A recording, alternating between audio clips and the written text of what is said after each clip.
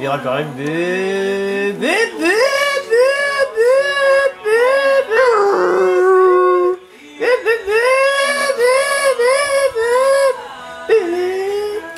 Du drift avec un Fenwick.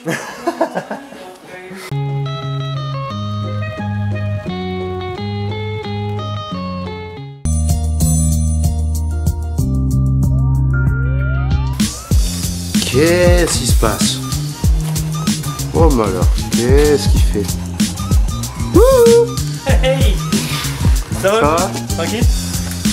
Il y a du changement? Ouais! Il y a des trucs qui se sont passés? Juste un poil, on fait une petite révision, vidange, filtre à air, filtre à huile. Le standard quoi. Il a sorti le bloc? C'est que... ouais, c'est... disons que le week-end dernier, on était au Driving Center, au Castellet. On est roulage drift. On pensait faire une méchante vidéo en roulant, Thomas et moi.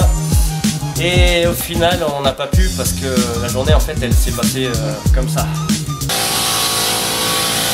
Un roumain! Oh la chica. Tu fais les vitres! Travaille proprement, travaille bien!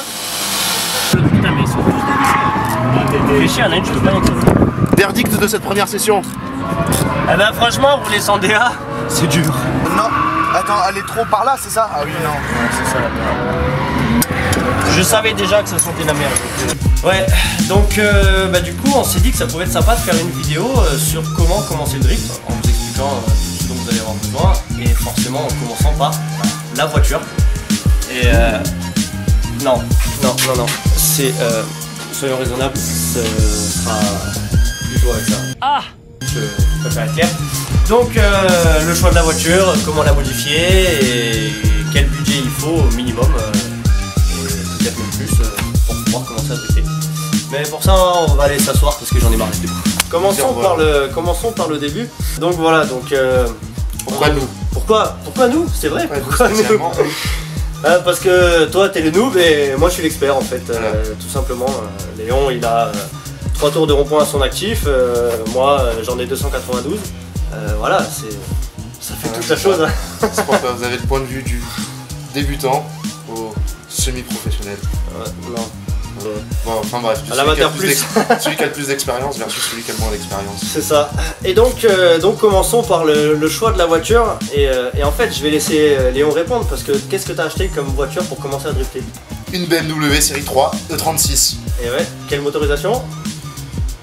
Officieusement, juste ce qu'il y a posé dans le moteur, on va dire juste ce qu'il y a posé dans le moteur. 6 cylindres en ligne, 2 litres, 150 chevaux environ, pour je sais pas combien de Nm de couple, ce qui fait largement l'affaire. Voilà, donc vous voulez commencer à drifter, E36 320i, on arrive encore à en trouver des pas trop chers, il faut farfouiller le bon coin, il faut chercher les bonnes annonces, chercher les personnes âgées, on sait jamais, ils peuvent vendre des voitures à très bon prix, même chercher des voitures en pièces.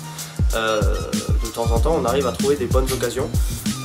Le 320i pour commencer, personnellement j'ai pas commencé avec ça mais je suis passé par ça et c'est vraiment nickel. Léon commence par ça et beaucoup de gens tous les autres dans l'équipe ont commencé avec des 320i. C'est juste nickel. Les motorisations en dessous seront peut-être un peu juste, il vous faudra, c'est pour un 316 ou un 318i, sous la pluie c'est jouable. Sur le sec ça reste quand même un peu plus tendu, donc moi je conseille personnellement, voilà, niveau budget, rapport prix, comment dire, performance, le 36 320i est nickel. Donc une fois qu'on a la voiture, qu'est-ce qui va vraiment être utile pour drifter? Et du coup je vais encore poser la question à Léon parce qu'il le sait, il l'a fait. Qu'est-ce que t'as mis? Qu'est-ce que t'as fait sur ta voiture? Alors attends, putain la liste est longue. Ouais. Alors, des combinés filetés. Ouais. Et un pont soudé. Ouais. Et c'est tout, je crois. Je crois que c'est tout. Ouais, c'était long, hein. Ouais. Prenez de quoi rabaisser la voiture, vous améliorez la tenue de route, la voiture est beaucoup plus stable. Prenez de l'entrée de gamme, ça suffit largement. J'ai des combinés filetés à 50 €. D'occasion. D'occasion, certes, ce sont des combinés qui valent 200 € neufs. Ça fait largement l'affaire. Peut-être un peu plus quand même, disons entre 200 et 300 €. Ah oui, putain, vous avez acheté, ouais. Disons que c'est pas compliqué, vous les trouvez sur eBay. Max Peeling Rods, je cite la marque, j'ai pas de partenariat, j'ai rien, mais c'est vrai que maintenant tout le monde commence à les connaître. On les trouve entre 200 et 300 €. Et pour commencer, c'est le top. Vous embêtez pas avec du HSD, du KW, du Bilstein, machin. L'important c'est juste d'avoir une voiture posée au sol. On améliore la tenue de route pour commencer, c'est parfait. Alors je vais reprendre un peu ce qu'il dit parce que ouais, posé au sol, parce que c'est un peu un kéké tuning, c'est pour ça aussi. Mais pas forcément que posé au sol. Simplement que d'avoir une voiture beaucoup plus rigide qu'à l'origine, parce que les amortos d'origine forcément c'est des pompes à vélo. Donc juste avoir une caisse plus rigide et qui réponde plus rapidement. Je vais vous expliquer après dans la partie technique pourquoi il ne faut pas forcément trop rabaisser la voiture. Donc voilà, vous avez tout compris, un pont soudé, des combinés et c'est tout. Pour le pont soudé, franchement à démonter le pont c'est pas très complexe. Au pire vous allez dans le garage du coin, je sais pas exactement combien il va vous prendre mais il va sûrement pouvoir vous le faire. Et pour souder le pont, n'importe quel étalier, un ferronnier ou n'importe qui même qui fabrique des portails ou quoi, il sera capable de vous souder le pont. Ça c'est pareil, je ferai peut-être enfin une vidéo un peu plus tard, ou même si vous regardez la première vidéo qu'on a faite, c'est pas vraiment détaillé, mais on voit ce qu'il faut récupérer à l'endroit où il faut souder le pont. Donc voilà, et du coup, pour quel budget encore pareil, je le laisse répondre. La voiture, combien tu l'as acheté? 320i, roulant, parfaitement, 500 €. Voilà, 500 €. Alors, je dis pas que c'est un tarif général, enfin on dit pas que c'est un tarif général et que tout le monde les a achetés à ce prix-là. Moi à l'époque, mon break, je l'avais acheté 200 €, j'ai mis 170 € pour changer le calculateur. Et voilà, pour 370 €, j'avais une voiture roulante. Et on arrive à trouver aujourd'hui des 320i on en trouve à 500, il y en a à 5000, mais on arrive encore à trouver des 320i entre 800-900 € et 1500 €. Après avoir suivant l'état, suivant si vous êtes un peu bricoleur et que vous vous sentez de faire un peu de mécanique, n'hésitez pas à acheter des voitures même qui sont censées être pour pièces, qui ont des problèmes peut-être pas forcément moteur parce que c'est un peu plus complexe, mais beaucoup de gens aujourd'hui se freinent parce qu'il y a une rotule à changer, parce qu'il y a un roulement à changer.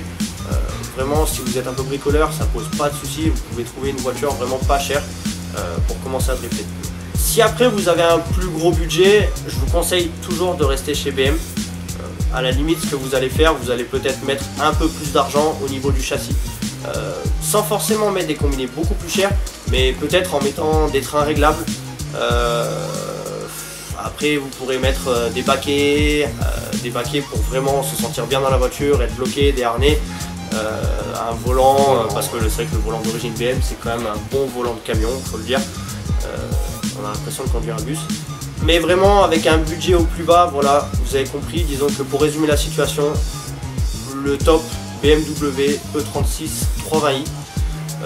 Dessus, vous y mettez 4 combinés, vous soudez le pont et pour commencer à drifter, c'est largement suffisant. On vous en montrera la preuve plus tard dans la vidéo. Combien il avait payé Théo son 320? Il avait fait mieux? Non, Théo à l'époque il avait payé 850 €, je crois. La berline, la deuxième. Ah ouais, oui. Théo a acheté un 316i GPL, 180 €. 180 €, ouais, 180 €. 180 On a trouvé un €. 2 litres parce que ça se trouve à foison. Ça lui revient à combien? 500 € je crois. Ouais, 500 €, quelque chose comme ça, oui. Parce qu'après, c'est pareil, si vous êtes bon bricoleur, ou alors que vous connaissez quelqu'un qui sait y toucher en BM, parce que ça peut arriver. Nous, dans l'équipe, tout le monde s'entraide. Vous pouvez même trouver un 316i. Vous y mettez un moteur de 320i dedans, un moteur de 320i ça se touche pour rien, ce sera parfait. Alors après, on parle pas de l'égalité ici. Hein. On vous déconseille de l'utiliser pour tous les jours. On parle pas de rouler sur la route avec tous les jours, aller au travail et tout ça. Je dis pas que tout ça est légal. Moi je vous explique, enfin on est là pour vous expliquer comment commencer le drift. Donc il y a plein de possibilités. Et puis voilà, hein, si vous-même vous avez des questions, on y répondra avec plaisir. Dans les commentaires en bas. Voilà. Et puis voilà, c'est tout. On va voir un peu ce que ça donne. Allez, on va montrer un peu à quoi ressemble une drift machine. Allez, vas-y.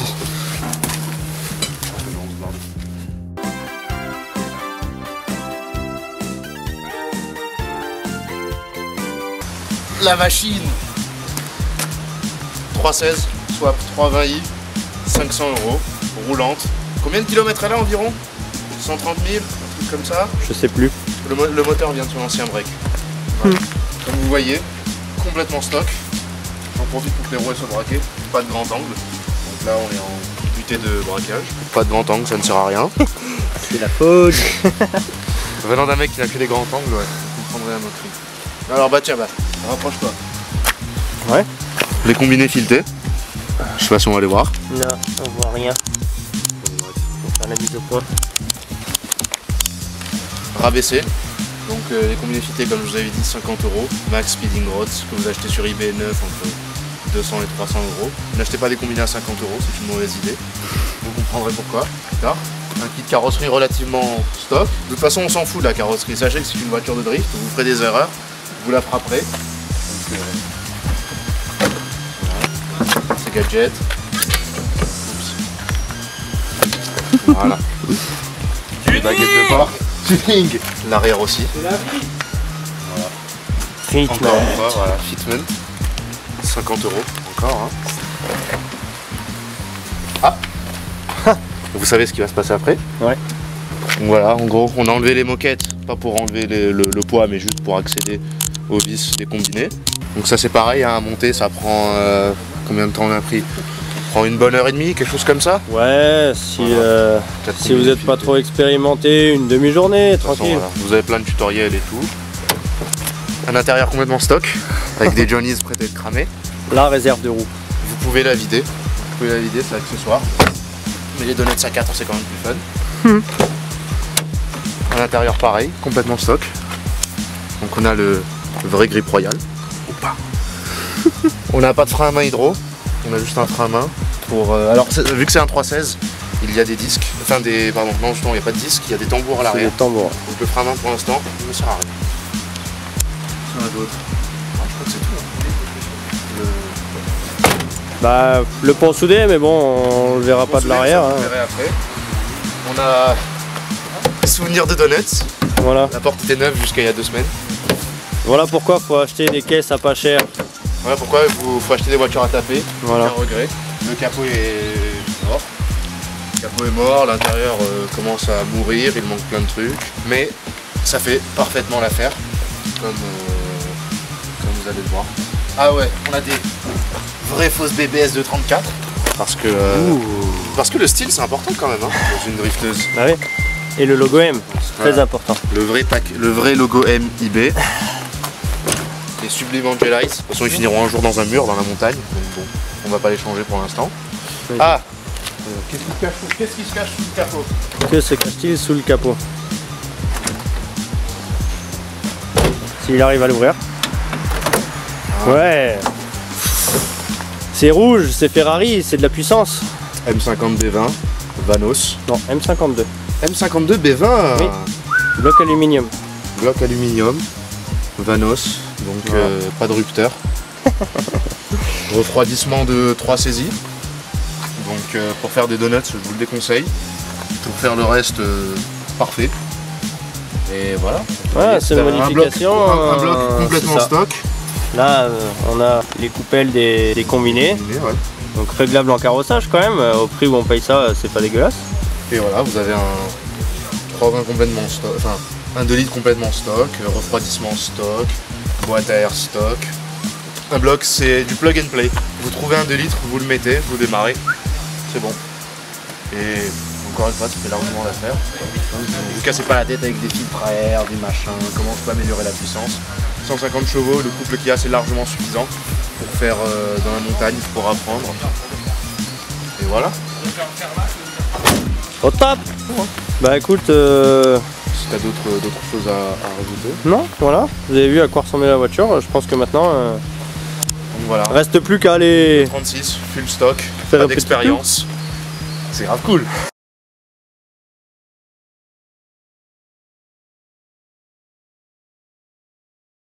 Quand il y a la patte. Voilà, la voiture est levée, hein, on précise. Elle est levée d'un côté, le pont il est soudé. Alors ça tourne d'un côté et se fixe de l'autre. Et c'est fixe de l'autre. On l'appelle un différencier de libre.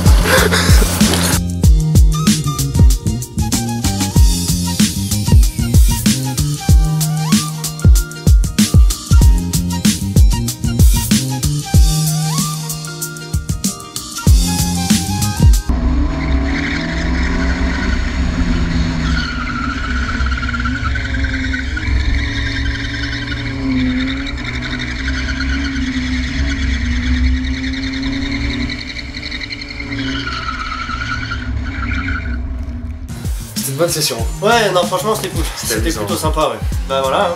Maintenant, Non. vous savez ce qu'il faut pour avoir une bonne drifteuse, pour faire comme nous. Donc il n'y a plus qu'à se lancer. Il n'y a plus qu'à se mettre à l'action, acheter une voiture, combiner pompe et en avant go. La semaine prochaine, on vous expliquera tous les à côté du drift, parce qu'il faut savoir que le drift, il n'y a pas que du fun et pas que de la gomme brûlée.